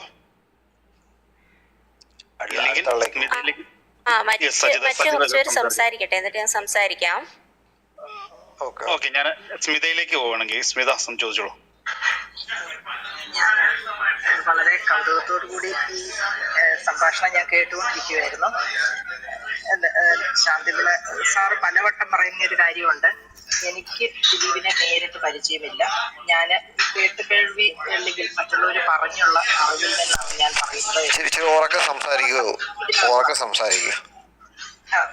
ഇതിനകത്ത് പലവട്ടം ഇദ്ദേഹം പറഞ്ഞു, എനിക്ക് ദിലീപിനെ നേരിട്ട് പരിചയമില്ല, ഞാൻ കേട്ടുകേൾവികളുടെ അടിസ്ഥാനത്തിലാണ് പറയുന്നത് എന്ന് അദ്ദേഹം ഒരുപാട് വട്ടം പറഞ്ഞു. അപ്പൊ ഞാൻ പലപ്പോഴും ചിന്തിച്ചുകൊണ്ടിരിക്കുന്നത്, ഇപ്പൊ ഒരു നാർസിസ്റ്റ് പേഴ്സണാലിറ്റി ഉള്ള ഒരു വ്യക്തിയെക്കുറിച്ച് നാട്ടുകാർക്കെല്ലാം വളരെ നല്ല അഭിപ്രായമായിരിക്കും. പക്ഷെ അദ്ദേഹത്തിന്റെ ഒരു ജീവിത പങ്കാളിയോട് അല്ലെങ്കിൽ അദ്ദേഹത്തോട് ഏറ്റവും അടുത്ത് നിൽക്കുന്നവരോട് ചോദിച്ചാൽ മാത്രമേ ആ ഒരു വ്യക്തിത്വത്തെ കുറിച്ച് നമുക്ക് കൃത്യമായിട്ടുള്ള ഒരു അറിവ് കിട്ടുകയുള്ളൂ. അപ്പൊ ഈ കേട്ടുകേൾവികളുടെ മാത്രം അടിസ്ഥാനത്തില് എങ്ങനെയാണ് താങ്കൾ ഇങ്ങനെ ഒരു നിഗമനത്തിൽ ആ വ്യക്തിയെ കുറിച്ച് എത്തിച്ചേർന്നത് എന്ന് ഞാൻ ചോദിക്കാൻ ആഗ്രഹിക്കുകയാണ്. പിന്നെ ഒറ്റൊരു കാര്യം കൂടെ, താങ്കൾ പറഞ്ഞ ഒരു കാര്യം വളരെ സത്യമായിട്ട് എനിക്ക് തോന്നി. ഈ നോ പറയാൻ അറിയില്ല, അവരെ നോ പറയിക്കാതെ കൂടെ നടത്തുക അല്ലെങ്കിൽ പിന്നാലെ നടത്തിക്കുക എന്ന് തന്നെ പറയും. അതും ഇത്രയും ഒരു നല്ലൊരു പ്രൊഫഷണലില്, സമയത്തിന് വളരെ വാല്യൂ ഉള്ള വിലയുള്ള ഒരു പ്രൊഫഷണലിന് ഒട്ടും യോഗ്യമായിട്ടുള്ള ഒരു ക്വാളിറ്റി ആയിട്ട് എനിക്ക് തോന്നുന്നില്ല. അപ്പൊ ഇങ്ങനെയൊക്കെയുള്ള ഒരുപാട് കാര്യങ്ങൾ ഒബ്സർവ് ചെയ്തിട്ടും എന്തുകൊണ്ടാണ് താങ്കൾ ഇങ്ങനെ ഒരു നിഗമനത്തിൽ എത്തിച്ചേർന്നത്? അതിൽ എനിക്ക് പറയാനുള്ളത്, അത് അയാളുടെ ഒരു ക്യാരക്ടർ ആയിരിക്കാം. അതായത് ഒരാളിനോട് നോ പറയാൻ പറ്റില്ല എന്ന് പറയുന്നതിന് അയാളുടെ ഒരു ഡിസ്ക്വാളിഫിക്കേഷൻ ആയിട്ട് ഞാൻ കാണില്ല. എനിക്ക് ഒരാളിനോട് പറ്റില്ല, അതിന് പകരം ഞാൻ അയാളോട് ആ സിനിമ നമുക്ക് കഥ ഇങ്ങനെ മാറ്റി നോക്കൂ, നമുക്ക് നോക്കാമെന്ന് പറയും. ഇപ്പോൾ ഞാനൊരു കഥ പറയാനായിട്ട് എനിക്ക് ഏറ്റവും മാനസിക പൊരുത്തമുള്ള ശ്രീനിവാസനെ ഒരു കഥ പറയാൻ ചെന്നു. ഞാനും എൻ്റെ പുതിയൊരു സ്ക്രിപ്റ്റ് റൈറ്ററുമായിട്ടാണ് ചെന്നിട്ട് അദ്ദേഹത്തിൻ്റെ ഫ്ലാറ്റിൽ ഇരുന്ന് ഏതാണ്ട് 1 മണിക്കൂറോളം കണ്ണൂർ രാഷ്ട്രീയം സംസാരിച്ചു. അത് കഴിഞ്ഞ് ജൈവ കൃഷിയെക്കുറിച്ച് സംസാരിച്ചു. എല്ലാം കഴിഞ്ഞിട്ട് ഞാൻ വന്ന ഉദ്ദേശം പറയുകയും എൻ്റെ കൂടെ വന്ന ഗണേശൻ ഓലിക്കര എന്ന് പറഞ്ഞ സ്ക്രിപ്റ്റ് റൈറ്റർ കഥ പറയുകയും ചെയ്തു. കഥയെല്ലാം കേട്ട ശേഷം അങ്ങനെ 1-2 സംശയങ്ങൾ ചോദിച്ചപ്പോൾ ഞാൻ കൃത്യമായിട്ട്, ഈ സ്ക്രിപ്റ്റ് റൈറ്റർ പുതിയ ആളായതുകൊണ്ട് അവന് മറുപടി പറയാൻ ഒന്ന് അറച്ചപ്പോൾ ഞാൻ കൃത്യമായി മറുപടി പറഞ്ഞു. ആ സീൻ ഇങ്ങനെ ആയിരിക്കും എടുക്കുന്നത്, അത് ആ ക്യാരക്ടർ ഇങ്ങനെയാണെന്നൊക്കെ പറഞ്ഞു. എല്ലാം കേട്ടിട്ട് പുള്ളി എന്നോട് പറഞ്ഞു, മണി ബാഗ് പോളിസി എന്ന് പറഞ്ഞിട്ടൊരു സിനിമ വരുന്നുണ്ട്, ആ സിനിമയുമായിട്ട് ഇതിനൊരു വിദൂര സാമ്യമുണ്ട് ദിനേശ്, നമുക്ക് വേറൊരു സബ്ജക്റ്റ് മാറ്റി പിടിച്ചാലോ എന്ന് ചോദിച്ചു. അപ്പോൾ സിനിമയിൽ എപ്പോഴും നമുക്ക് ഈ സബ്ജക്റ്റ് മാറ്റി പിടിച്ചാലോ എന്ന് ചോദിക്കുകയോ 3 വർഷത്തേക്ക് ഡേറ്റ് ഇല്ല എന്ന് പറയുകയോ ചെയ്താൽ മനസ്സിലാക്കുക, പണി നന്നായി മേസ്രി, നാളെ മുതൽ വരണ്ടെന്നാണ്. അതായത് ഇത് നടക്കില്ല. ഞാൻ വളരെ കൂളായിട്ട് ഷീനി ചേട്ടൻ്റെ പിന്നെന്തേട്ടാ നമുക്ക് വേറെ സബ്ജക്റ്റ് മാറ്റി പിടിക്കാമെന്ന് പറഞ്ഞ് ഞാൻ കൈയും കൊടുത്ത് പിരിഞ്ഞു. ഇത് ശ്രീനിവാസൻ എന്നോട് അല്ലാതെ ദിനേശ് ഇത് എനിക്ക് ചെയ്യാൻ പറ്റില്ല എന്ന് പറയാൻ അദ്ദേഹത്തിന് കഴിയുന്നില്ല. അതിന് പകരമാണ് അദ്ദേഹം ഇതൊന്ന് മാറ്റി പിടിച്ചാലോ എന്ന് ചോദിച്ചത്. അത് ചിലപ്പോൾ അദ്ദേഹത്തിന് നല്ല ബന്ധം, ഞാനുമായിട്ട് നല്ല ഹാർമണി ഉള്ള ആളാണ്. ഇവന്റെ സെറ്റിൽ പോയി ആവശ്യമില്ലാതെ ഇവന്റെ വായിരിക്കുന്ന വഴക്ക് കേട്ട് എന്തിനാണ് വ്യക്തിബന്ധം നശിപ്പിക്കുന്നതെന്ന് ഷീനിച്ചേട്ടൻ വിചാരിച്ചിരിക്കാം. ഞാനത് എൻ്റെ യൂട്യൂബിലെ ഒരു പ്രോഗ്രാമിൽ ഇങ്ങനെ തന്നെ പറഞ്ഞു. അത് കേട്ടിട്ട് അദ്ദേഹം എൻ്റെയും അദ്ദേഹത്തിൻ്റെയും കോമൺ സുഹൃത്തായ ഒരാളിനോട് പറഞ്ഞു, അന്ന് ഞാൻ അങ്ങനെ പറയാൻ പാടില്ലായിരുന്നു, ശാന്തിപിള്ളയുടെ ഒരു സിനിമ ഞാൻ ചെയ്യണമായിരുന്നു എന്ന് പറഞ്ഞു. ഞാൻ അത് കേട്ടപ്പോഴും ചിരിച്ചതേ ഉള്ളൂ. ഇത് ഓരോ മനുഷ്യരുടെ ഓരോ ക്യാരക്ടറാണ്. ചിലർ വെട്ടിമുറിച്ചവർ, ഇപ്പൊ മമ്മൂട്ടിയോട് പോയി ഇത്രയും മലയാള സിനിമയിലെ ഒരു നിഷ്കളങ്കനായ മനുഷ്യനെ ഞാൻ കണ്ടിട്ടില്ല. കാരണം ഞാൻ പുറപ്പാടായാലും സുഹൃത്തായാലും ഞാൻ അദ്ദേഹത്തോട് വർക്ക് ചെയ്തിട്ടുള്ള ഒരാളെന്നുള്ള നിലയ്ക്ക്, അല്ലെങ്കിൽ അദ്ദേഹത്തെ കുറിച്ച് 50 ആഴ്ച അദ്ദേഹത്തിന് സിനിമ ലൈഫ് എഴുതിയിട്ടുള്ള ഒരാളെന്നുള്ള നിലയ്ക്ക് എനിക്ക് ഏറ്റവും ഇഷ്ടപ്പെട്ട ആളാണ് മമ്മൂക്ക. പക്ഷേ നിങ്ങൾ ആരെങ്കിലും പോയി ഒന്ന് ആദ്യമായി പരിചയപ്പെട്ടു നോക്കിയത് നമുക്ക് അതോടുകൂടി അയാളെ വെറുക്കും. കാരണം വെറുപ്പിച്ചളയും തുടക്കത്തിൽ തന്നെ. ഇതുപോലെ ശുദ്ധനായ ഒരു മനുഷ്യനില്ല. അതിപ്പോ ഓരോ മനുഷ്യരും ഓരോ ക്യാരക്ടറാണ്. ഇപ്പൊ മോഹൻലാലിന് ഒരാളിന് ഇഷ്ടമില്ലെങ്കിൽ പോലും ആ ആളിന് പോലും മനസ്സിലാവില്ല മോഹൻലാലിന് എന്നോട് ദേഷ്യമുണ്ടെന്ന്. അത്രയും ഹമ്പിളായിട്ട് എന്തൊക്കെയുണ്ട് വിശേഷങ്ങൾ, വീട്ടിൽ എന്തൊക്കെയുണ്ട് എന്നൊക്കെ പറഞ്ഞിങ്ങനെ അയാൾ വളരെ അടുപ്പിച്ച് നിർത്തും. അത് ഓരോരുത്തരുടെ ക്യാരക്ടറാണ്. ഇപ്പോ ദിലീപിന് ഒരാളിനോട് ഇല്ല സർ എനിക്ക് ഈ സിനിമ ചെയ്യാൻ പറ്റില്ല, അല്ലെങ്കിൽ താങ്കളുടെ സിനിമ എനിക്ക് ചെയ്യാൻ പറ്റില്ല എന്ന് പറയാനുള്ള വൈക്ലഭ്യമുള്ള ഒരു സ്വഭാവമായിരിക്കും. അത് അയാളുടെ ഒരു ഡിസ്ക്വാളിഫിക്കേഷൻ എന്ന് ഞാൻ പറയില്ല. അത് ഓരോരുത്തർക്കും ഓരോ രീതിയുണ്ട്. അതാണ് പ്രശ്നം. അങ്ങനെ അതിനെ കാണാവൂ. അതിനു മുമ്പ് താങ്കൾ എന്തോ ചോദിച്ചു, അതായത് ദിലീപിനെ പരിചയമില്ല എന്ന് പറഞ്ഞതിന്റെ കാര്യം. ഞാനുള്ളത് തുറന്നു പറയുന്നു. പക്ഷേ താങ്കൾ ചോദിക്കുന്ന ചോദ്യം എന്താണെന്ന് ചോദിച്ചാൽ അങ്ങനെ പരിചയമില്ലാത്ത ആളെ കുറിച്ച് സംസാരിക്കാമോ എന്നാണ് ചോദിച്ചത്. ഞാൻ അയാളുടെ വീട്ടുകാര്യവും അയാളുടെ സ്വകാര്യവും അല്ലല്ലോ ചാനലിൽ സംസാരിച്ചത്. ഞാൻ ഈ കേസിനെ കുറിച്ചാണ് സംസാരിച്ചത്. ആ കേസിന്റെ മെറിറ്റിനെ കുറിച്ച് സംസാരിക്കുന്നതിന് ഒരു വക്കീലിനെ സംസാരിക്കാം, ഒരു പോലീസ് ഓഫീസർക്ക് സംസാരിക്കാം, ഒരു പത്രപ്രവർത്തകന് സംസാരിക്കാമെങ്കിൽ അതുപോലെ തന്നെ ഞാനൊരു മീഡിയ പേഴ്സൺ എന്നുള്ള നിലയ്ക്ക് എനിക്ക് സംസാരിക്കാമല്ലോ. അതിന് ദിലീപിന്റെ വീട്ടുകാര്യം ഞാൻ അറിയണോ? ദിലീപിന്റെ പേഴ്സണൽ ലൈഫ് ഞാൻ അറിയണോ? അറിയേണ്ട കാര്യമില്ല. ഈ കേസിനെ കുറിച്ച് സംസാരിക്കാൻ അത് താങ്കളുടെ വിവരക്കേടെന്നേ ഞാൻ പറയുള്ളൂ. അങ്ങനെ പറഞ്ഞത് അങ്ങനെ ഒരിക്കലും പറയരുത്. എങ്കിൽ പിന്നെ നിങ്ങൾ എന്നെ മാത്രം എന്തിനാ പറയണേ? ആ ചർച്ചയിൽ പങ്കെടുത്ത 100 കണക്കിന് ആളുകൾ കഴിഞ്ഞ 4 വർഷത്തിനിടയിൽ ചർച്ച ചെയ്ത എല്ലാവരും പറയണ്ടേ? അല്ലെങ്കിൽ നികേഷ് കുമാറിനെ നിങ്ങൾ പറയണ്ടേ? വാനോളം പോഴ്ത്തി പറയുന്നത് നിങ്ങൾ നികേഷ് കുമാറിനെ പറയുന്നത്. അയാൾക്ക് നികേഷ് കുമാറിന് ദിലീപിനെ വ്യക്തിപരമായി പരിചയമുണ്ടോ? അയാള് പേഴ്സണൽ കാര്യങ്ങൾ അറിയാവുന്ന ആളാണോ നികേഷ് കുമാർ? അല്ലെങ്കിൽ വിനു ഇബ്രഹാം എന്ന് പറഞ്ഞ ആൾ അങ്ങനെയുള്ള ഒരാളാണോ? അല്ലെങ്കിൽ ഷാനി പുരുഷോത്തമൻ ദിലീപിന്റെ വീട്ടിലാണോ താമസിക്കുന്നത്? അതെന്ത് വർത്താനം അങ്ങനെ പറയണേ? അവർക്കെല്ലാം സംസാരിക്കാം. ദിനേശിന്റെ കാഴ്ചപ്പാട് പറയാൻ പാടില്ല എന്ന് പറയുന്നത് എന്താ? അത് വളരെ മോശമല്ലേ? കൃത്യമാണ്, നിലപാട് കൃത്യമാണ്. ഇപ്പൊ പൊതുസമൂഹത്തിന്റെ ചർച്ചയ്ക്കൊപ്പം നിൽക്കണമെന്ന് നമുക്ക് ആരെയും ക്ഷണിക്കാൻ കഴിയില്ല. വ്യത്യസ്തമായ അഭിപ്രായങ്ങൾ പറയുന്നതിനും തെറ്റില്ല. അതിപ്പോ കോടതികളും അങ്ങനെയാണല്ലോ. വ്യത്യസ്തമായ ഒരു കേസിൽ വാദം കേൾക്കുന്ന 2 ജഡ്ജിമാര് വ്യത്യസ്തമായ അഭിപ്രായങ്ങൾ എഴുതാറുണ്ട്. അതിൽ നമുക്ക് ആരെയും വിമർശിക്കാൻ കഴിയില്ല എന്നുള്ളത് തന്നെയാണ് എനിക്കും അക്കാര്യത്തിൽ സൂചിപ്പിക്കാനുള്ളത്. ഞാൻ അജിയിലേക്ക് പോവാണ്. ശ്രീ അജി. നമസ്കാരം ദിനേശ് ചേട്ടാ. നമസ്കാരം. ഓക്കെ, ഞാൻ ദിനേശ് ചേട്ടനെ ഈ കേസ് 2017 തോന്നുന്നു അല്ലേ ദിലീപിന്റെ? അതുപോലെ മീഡിയാസിൽ സ്ഥിരമായി വന്നിരുന്ന് ഞാൻ ചർച്ച കേൾക്കാറുള്ള ചെറിയൊരു ചോദ്യം കേട്ടോ, അതിന് വീണ്ടും ചോദിക്കാം. എന്താണ് ഇപ്പം മീഡിയാസിൽ അങ്ങനെ താങ്കളുടെ ഒരു സാന്നിധ്യം ഇല്ലാത്തത്? എന്തുകൊണ്ടാണ്? തിരക്കോ ഉള്ളതുകൊണ്ടാണോ അതോ? ഞാൻ സത്യം പറഞ്ഞാല് ഞാൻ മാത്രമാണ് ഈ വിഷയത്തിൽ ഏറ്റവും കൂടുതൽ സംസാരിച്ച ആൾ. വേണമെങ്കിൽ വേൾഡ് ഓഫ് ഗിന്നീസിൽ ബുക്കിലൊക്കെ പേര് കയറാവുന്നതാണ്. കാരണം ഒരു വിഷയത്തെ കുറിച്ച് 110 സംസാരിച്ച ആളാണ്. അല്ല ചേട്ടാ, കാരണം മകേഷ് വന്നിരുന്നു, സജീവ് നന്ദിയായിട്ടുണ്ട്. ആ സമയത്ത് അല്ല, അവർക്ക് ആർക്കും എന്റെ റെക്കോർഡ് ഭേദിക്കാൻ ഒക്കില്ല. കാരണം മകേഷും സജി നന്ദിയാട്ടും ഒക്കെ വരുന്നത് ഞാൻ ചർച്ച ചെയ്ത് ഏതാണ്ട് 1 മാസത്തോളം കഴിഞ്ഞിട്ടാണ്. പക്ഷേ ഞാൻ ഒരു ദിവസം തന്നെ 3 മണിക്കൂർ 3 ചാനലിൽ ഓരോ മണിക്കൂർ വീതം 3 മണിക്കൂർ സംസാരിച്ച ആളാണ് ഞാൻ. അതൊക്കെ അത് ഒരു അവകാശവാദമായോ വീരവാദമായോ പറയല്ല. അങ്ങനെ 118 മണിക്കൂർ സംസാരിച്ചു കഴിഞ്ഞപ്പോൾ എനിക്ക് തോന്നി ഞാൻ പറയാവുന്നത് എല്ലാം പറഞ്ഞു കഴിഞ്ഞ ആളാണ്. ഇനി ഈ കേസിനെ കുറിച്ച് പറയാവുന്ന ഒന്നുമില്ല. അപ്പോൾ ഇപ്പൊ എന്നെ ഈ വിഷയത്തിന്റെ ബാലചന്ദ്രകുമാറിന്റെ ഈ വിഷയം വന്നപ്പോ എനിക്ക് ഏറ്റവും പരിചയമുള്ള ആളാണ് ഷീണ്ടൻ നായർ. ഷീണ്ടൻ നായരുടെ 24 വിളിച്ചിട്ട് എങ്ങനെയെങ്കിലും ഒരു ഫ്ലവേഴ്സ് 24 7 മുതൽ 9 വരെ ഒന്ന് ലൈവിൽ പങ്കെടുക്കണം, വീട്ടിൽ നിന്നാണെങ്കിൽ OB വാൻ വീട്ടിൽ അയക്കാം എന്നൊക്കെ പറഞ്ഞു. ഞാൻ പറഞ്ഞു എനിക്കൊരു ചെറിയ പ്രശ്നമുണ്ട്, എനിക്കൊരു കേസിൽ മുൻകൂർ ജാമ്യം എടുത്തിരിക്കുന്നുണ്ട്, കോടതിയിൽ നിന്നൊരു ഉത്തരവുണ്ട്, വിവാദം ഉണ്ടാകുന്ന ഒരു ചർച്ചയിലും പങ്കെടുക്കരുതെന്ന് പറഞ്ഞിട്ടുണ്ടെന്ന് പറഞ്ഞാണ് ഞാൻ അതിൽ നിന്ന് മുങ്ങിയത്. എനിക്ക് അങ്ങ് മടുത്തു. കാരണം ഈ 118 മണിക്കൂർ പറഞ്ഞതിൽ കൂടുതൽ ഞാൻ ഇനി എന്താ ചെന്ന് പറയണ്ടേ? അതും ഈ ആലപ്പുഴ ഷെർവിനെയൊക്കെ പോലെ യാതൊരു കൺട്രോളും ഇല്ലാത്ത ബൈജു കൊട്ടാരക്കരയെ പോലുള്ളവരെ കൊണ്ടിരുത്തിയിട്ട് അവരെ വായിരിക്കുന്ന തെറി മുഴുവൻ ഞാൻ എന്തിനാന്ന് കേൾക്കണേ? അതുകൊണ്ടാണ് ഞാൻ പോകാത്തത്. അതിന് പകരം ഞാനിപ്പോൾ ചെയ്യുന്നത് എൻ്റെ ലൈറ്റ്സ് ക്യാമറ ആക്ഷൻ എന്ന് പറഞ്ഞ എൻ്റെ ആ ചാനലിലോ അല്ല എങ്കിൽ ഭാരത് ലൈവ് എന്ന് പറഞ്ഞൊരു ചാനലിലോ യൂട്യൂബ് ചാനലിൽ എനിക്ക് പറയേണ്ട എന്തെങ്കിലും വിഷയങ്ങൾ വരികയാണെങ്കിൽ ഞാൻ സംസാരിക്കാറുണ്ട്. ഏതായാലും ഈ വാർത്താ ചാനലുകളിൽ പോകണ്ട എന്ന് തീരുമാനിച്ചു. ഓക്കെ, അതുപോലെ ചേട്ടന്റെ ഞാൻ ഈ ചാനൽ ചർച്ചകൾ കേൾക്കാറുണ്ട്. പിന്നെ യൂട്യൂബ് വളരെ വ്യക്തമായിട്ട് കാര്യങ്ങൾ പറയേണ്ടത് പറയാറുണ്ട്. ചിലതിനോട് എനിക്ക് യോജിപ്പുണ്ട്, വിയോജിപ്പുണ്ട്. ഓക്കെ, അങ്ങനെയെങ്കിൽ ഈ നമ്മുടെ ഇന്നലെ ഇവിടെ 2 പ്രതിനിധികൾ വന്നിരുന്നു കേരള മെൻസ് അസോസിയേഷന്റെ. ഇപ്പൊ താങ്കൾ തന്നെ പറഞ്ഞു എനിക്ക് അങ്ങനെ വന്നിരുന്ന ചാനൽ ചർച്ചകളിൽ സംസാരിക്കാൻ താല്പര്യമില്ലാത്തതുകൊണ്ടാണെന്ന് പറഞ്ഞത്. അപ്പൊ എന്നെ പെട്ടെന്ന് ഷോക്ക് ചെയ്തൊരു കാര്യമുണ്ട്. എന്തുകൊണ്ടാണ് 3 ദിവസം മുമ്പ് സെക്രട്ടേറിയറ്റിന് മുന്നിൽ ഒരു സമരത്തിന് വേണ്ടി ആ അസോസിയേഷൻ വന്നപ്പോൾ ആ അസോസിയേഷനെ ഞാൻ കേട്ടിട്ട് പോലും ഇല്ല. ആ അസോസിയേഷന് വേണ്ടി ഇനാഗുറേഷന് വേണ്ടി താങ്കൾ വന്നത് എന്താണ് താങ്കളുടെ ആ ഒരു എന്താണ് പ്രേരിപ്പിച്ചത് എന്താണ്? അത് താങ്കൾ വൈകി വന്നതുകൊണ്ടാണ്. ഞാൻ എന്റെ വിശദമായ കാര്യങ്ങൾ അതിൽ പറഞ്ഞു. അതായത് വളരെ വിശദമായി ഞാനത് പറഞ്ഞിരുന്നു. എന്തുകൊണ്ടാണ് ഞാൻ അതിന്റെ ഉദ്ഘാടനം ചെയ്യാൻ പോയതെന്ന്. ചേട്ടാ, ഞാൻ തർക്കിക്കാനല്ല, ഞാൻ ചേട്ടനോട് വളരെ വ്യക്തമായിട്ട് ഞാൻ പറയുവാണ്. ഞാൻ ഇന്നലെ ഈ ക്ലബ് ഹൗസ് റൂം ഇട്ടിരുന്നു അവർക്കെതിരെ. കാരണം അതിലെ ഓൾസൺ vice president, okay, Vattiyoorkavu Ajith പ്രസിഡന്റാണ്, അവർ വന്നിട്ടില്ല. വേറൊരു സെക്രട്ടറി എന്നോട് വന്നിരുന്നു. അവരോട് ഞങ്ങള് വ്യക്തമായ 2-3 ചോദ്യങ്ങൾ ചോദിച്ചിട്ട്, ചേട്ടനത് പറയണം അവരോട് പോയി. അതുകൊണ്ടാണ് ചോദ്യങ്ങൾ ചോദിച്ചിട്ട് ഓക്കെ അത് കുഴപ്പമില്ല, ഞാൻ പറയാം, ചേട്ടനോട് പറയാം. ചേട്ടൻ ഇനാഗുറേഷന് പോയത് കൊണ്ട് ഞാൻ പറയുവാണ്, ആ സംഘടനയുടെ ഇനാഗുറേഷൻ പോയത് കൊണ്ട് പറയുകയാണ്. വ്യക്തമായ ചോദ്യങ്ങൾ ചോദിച്ചിട്ട് ഒരെണ്ണത്തിന് പോലും ആൻസർ ചെയ്യാൻ അവർ കഴിഞ്ഞിട്ടില്ല. അപ്പൊ അങ്ങനെ ഒരു സംഘടന അവരെ ഒന്നോട് വിളിക്കാം, അവരെ നമ്മൾ ഈ പ്ലാറ്റ്ഫോമിലേക്ക് അത് ദിനേശേട്ടന് അറിയണം. ഒരു മിനിറ്റ്, അത് ദിനേശേട്ടന് അറിയണം. അതുകൊണ്ട് ഞാൻ പറഞ്ഞതാണ്, കലാപരിപാടിയായി ഞാൻ കൊണ്ടു നടക്കുന്ന ആളല്ല. കാരണം ആ ഒരു ഉദ്ഘാടനത്തിന് വന്ന സാറെന്തോന്ന് ഉദ്ഘാടനം ചെയ്യുന്ന ഇടവും പോയി എന്നുള്ളതല്ലാതെ ഞാൻ ഈ പറയുന്ന ആ സംഘടനയുടെ എന്താ പറയുക സംഘാടകനോ ആ സംഘടനയുടെ ഒരു മെമ്പറോ ഒന്നും അല്ല. അതുകൊണ്ട് തന്നെ അവര് നിങ്ങളുടെ എന്തുത്തരം പറഞ്ഞെന്നോ എന്തുത്തരം പറഞ്ഞില്ല എന്നുള്ളതോ എന്റെ വിഷയമേ അല്ല. കൃത്യമാണ്.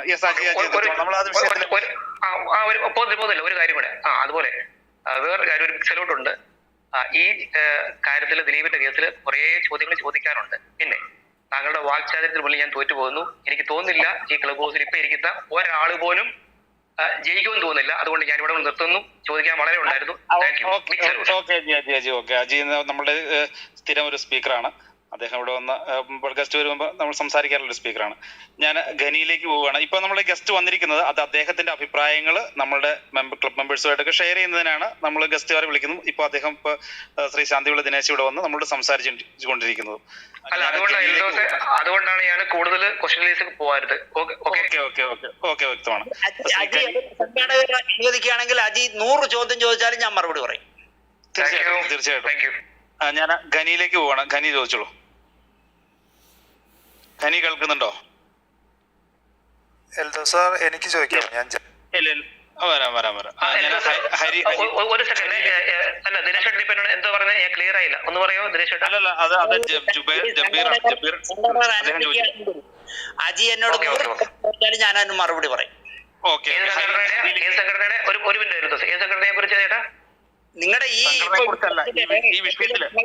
സംഘാടകർ പറയാണ് അജി എത്ര ചോദ്യമാണോ ചോദിച്ചോ എന്ന് അവർ അനുവദിക്കുകയാണെങ്കിൽ ഞാൻ ഏത് ചോദ്യത്തിനും ഉത്തരം പറയാം. ഇല്ല, ഞാൻ താങ്കളുടെ വാക്യത്തിന് മുന്നിൽ തലവലിക്കുന്നു. ഒരു കാര്യം പറയട്ടെ. ആർക്കെങ്കിലും മെസ്സേജ് അയക്കണമെങ്കിൽ എനിക്ക് അയക്കാതെ ഈ അരുണിനോ രജീഷിനോ കൊസൂറിനോ അയക്കുക പ്ലീസ്. എനിക്ക് മെസ്സേജ് നോക്കാൻ സമയം കിട്ടുന്നില്ല. ഹരിയിലേക്ക് പോകണം. ഹരി ചോദിച്ചോളൂ.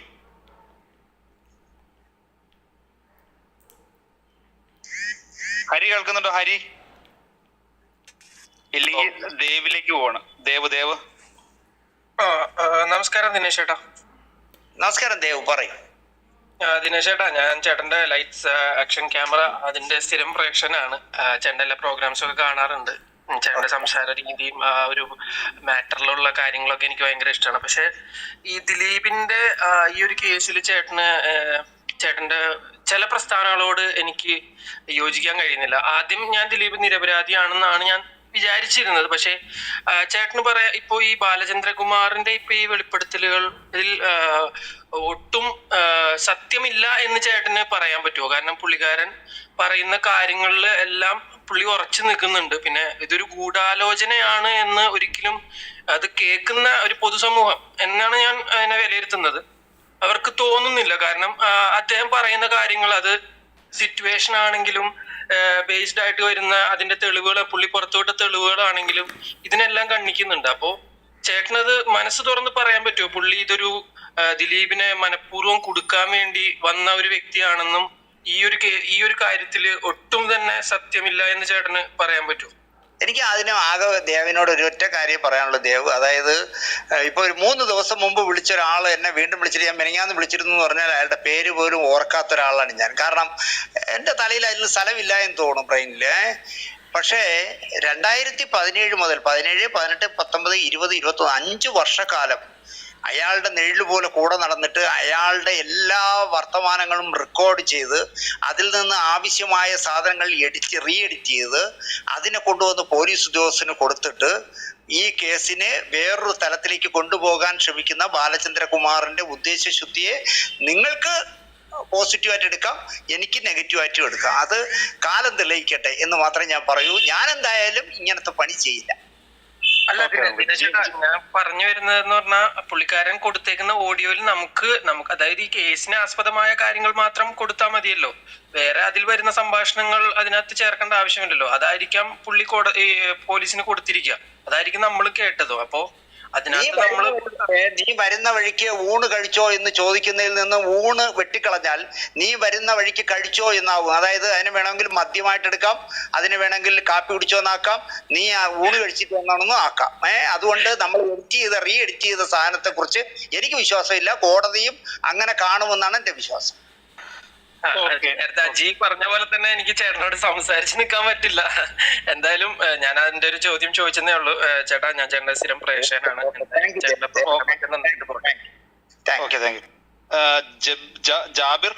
ജാബിർ ഇബ്രാഹിം. ഓക്കെ, ചോദിക്കാല്ലേ? നമസ്കാരം ദിനേശ് സാർ. ജാബിർ പറയും. ജാബിർ, എന്റെ സ്ഥലം പെരുമ്പാവൂരാണ്. ഞാൻ കേസുമായിട്ട് ബന്ധപ്പെട്ട കാര്യമല്ല, ഞാൻ ഒരു ഫിലിം ഡയറക്ടർ ആവാൻ ആഗ്രഹിക്കുന്ന ആളാണ്. അപ്പൊ നമ്മൾ ഇൻഡസ്ട്രിയിലേക്ക് വരുമ്പോ എനിക്ക് തോന്നുന്നു നമ്മള് ആളുകളെ കൈകാര്യം ചെയ്യുന്ന അല്ലെങ്കിൽ നമ്മുടെ അപ്രോച്ച് എങ്ങനെയായിരിക്കണം, ഒരുപാട് പ്രശ്നം.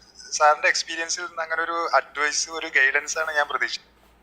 താങ്കൾ സംവിധാനം ചെയ്യാനാണ് വരുന്നതെങ്കിൽ, അല്ലെങ്കിൽ താങ്കൾ നിർമ്മിക്കാനാണ് വരുന്നതെങ്കിൽ, താങ്കൾ ജീവിതത്തിൽ ബോൾഡ് ആയിരിക്കണമെന്ന് ഞാൻ പറയും. ഞാൻ എടുക്കുന്നത് മണ്ടത്തരമായാലും ശരി, ഞാൻ ഇങ്ങനെ എടുക്കൂ എന്നങ്ങ് തീരുമാനിക്കണം. എൻ്റെ സിനിമയുടെ തിരക്കഥാകൃത്ത് രഘുനാഥ് പലേരി ആയിരുന്നു.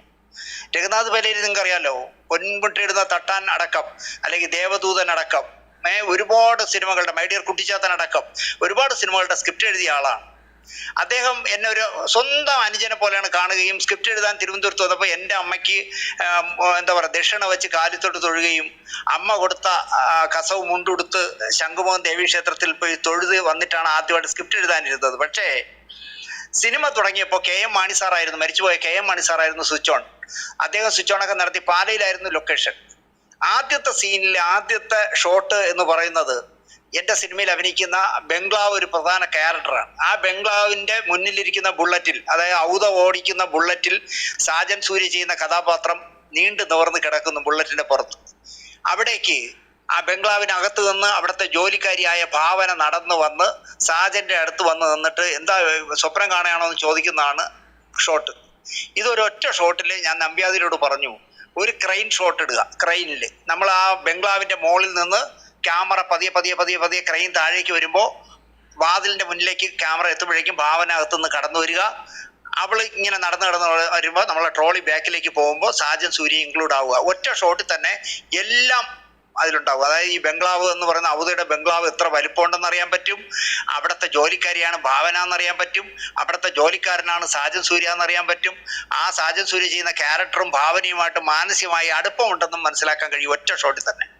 അങ്ങനെ റിഹേഴ്സൽ എല്ലാം കഴിഞ്ഞ്, ക്രെയിനെല്ലാം ഇട്ട് റിഹേഴ്സൽ എല്ലാം കഴിഞ്ഞ് ടേക്ക് എടുത്ത് കഴിഞ്ഞപ്പോൾ രഘുനാഥ് പലേരി എന്നോട് പറഞ്ഞു, എന്താ ദിനേശ് ഇങ്ങനെ എടുക്കാൻ കാരണമെന്ന് ചോദിച്ചു. ഞാൻ ഇതുപോലെ തന്നെ വിശദമായി കാര്യം പറഞ്ഞു.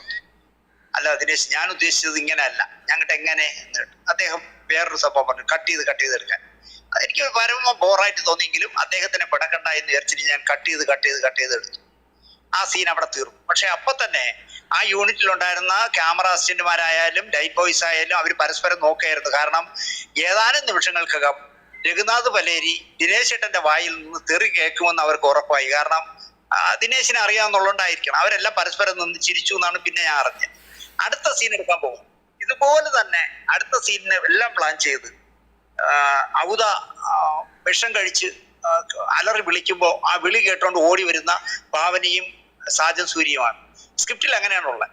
റിഹേഴ്സലെല്ലാം കഴിഞ്ഞ് ടേക്ക് ആവാറായപ്പോൾ എല്ലാവരുടെ മുന്നിൽ വെച്ച് രഘുചേട്ടൻ എന്ന് പറഞ്ഞു, അതിൽ ഭാവന മാത്രം ഓടി വന്നാൽ അത് സാജൻ വേണ്ട. ഞാൻ പറഞ്ഞു, സ്ക്രിപ്റ്റിൽ അങ്ങനെ അല്ലല്ലോ. അല്ല, സ്ക്രിപ്റ്റിൽ അങ്ങനെ അല്ല എങ്കിലും ഷോട്ടിൽ അത് വേണ്ട. ഞങ്ങളുടെ പിന്നെ സാജൻ അവിടെ ഫ്രെയിമിൽ വന്ന് ഇൻക്ലൂഡ് ആയാൽ മതി. ഞാൻ ഒന്നും പറയാതെ അതും എടുത്തു. അപ്പോഴൊരു കാര്യം വീണ്ടും അവിടെ ഉള്ളവർക്ക് ഉറപ്പായി, എന്തോ ഒരു വിസ്ഫോടനം ഇവിടെ വരാൻ പോവുകയാണ്. ആ ഷോട്ട് കഴിഞ്ഞിട്ട് അടുത്ത ഷോട്ട് എന്ന് പറഞ്ഞത് ഔദ കിടക്കുന്ന മുറിക്കകത്തേക്ക് ഭാവനയും ഇയാളും കൂടെ സാജൻ സൂര്യ ഓടി വരുന്ന ഷോട്ടാണ്. ആ മുറി ലൈറ്റപ്പ് ചെയ്ത് കഴിഞ്ഞപ്പോൾ ഞാൻ നമ്പ്യാതിരോട് പറഞ്ഞു, ജനറേറ്റർ ഓഫ് ചെയ്യാൻ പറഞ്ഞു. എന്നിട്ട് മുഴുവൻ പേരോടും പുറത്തു പോകാൻ പറഞ്ഞു. ഞാനും നമ്പ്യാതിരിയും പട്ടണം റഷീദും ഇയാളും മാത്രം, ആര് നമ്മുടെ രഘുനാഥ് പല്ലേരി മാത്രം മുറിക്കകത്ത്. ഞാൻ കഥ അങ്ങ് ലോക്ക് ചെയ്തിട്ട് ഞാൻ പറഞ്ഞു, രഘുചേട്ടാ നിങ്ങളെ എൻ്റെ അമ്മ പ്രസവിക്കാത്ത പോലെ തന്നെ നിങ്ങളെ ഞാനൊരു ജ്യേഷ്ഠനായി കാണുന്നു. ഈ സിനിമയിൽ എനിക്ക് നിങ്ങൾ സ്ക്രിപ്റ്റ് എഴുതാൻ ഇത്രയും വലിയൊരു സ്ക്രിപ്റ്റ് റൈറ്ററായിട്ടും നിങ്ങൾ എൻ്റെ ആദ്യ സിനിമയിൽ എഴുതാൻ വന്നതിലും എനിക്ക് സന്തോഷമുണ്ട്. എല്ലാം ഓക്കെ. ഇപ്പോൾ 2 സീനിൽ കയറി ചേട്ടൻ കൈ കടന്നു. ഇനി ഒരു സീനിൽ കൈ കടത്തരുത്. പകരം ഷൂട്ടിംഗ് എത്ര രാത്രി വൈകിയായാലും ശരി, ഞാൻ രാത്രി താങ്കളുടെ റൂമിലേക്ക് വരാം നമ്പ്യാതിരിയായിട്ട്, ക്യാമറമാനുമായിട്ട്. നമുക്ക് അവിടെ ഇരുന്ന് നാളെ എടുക്കാനുള്ള സീനുകളെല്ലാം ഡിസ്കസ് ചെയ്യാം. പക്ഷേ ആ ഡിസ്കഷൻ കഴിഞ്ഞിട്ട് ഞാൻ എനിക്ക് ഇഷ്ടമുള്ളവരും എടുക്കും. കാരണം എനിക്കിത് പൊട്ടപ്പടമായാലും തെറ്റായാലും ശരിയായാലും ഞാൻ എൻ്റെ ഇഷ്ടത്തിലേ എടുക്കൂ.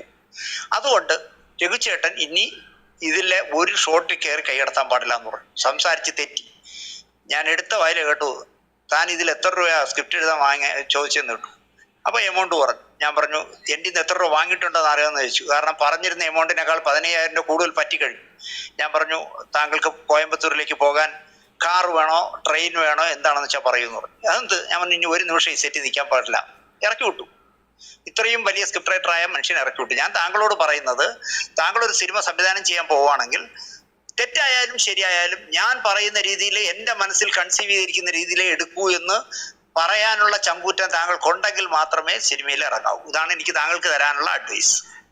Thank you so much. Thank you. Okay, Jabir എന്തായാലും നല്ലൊരു ചോദ്യം ആയിരുന്നു.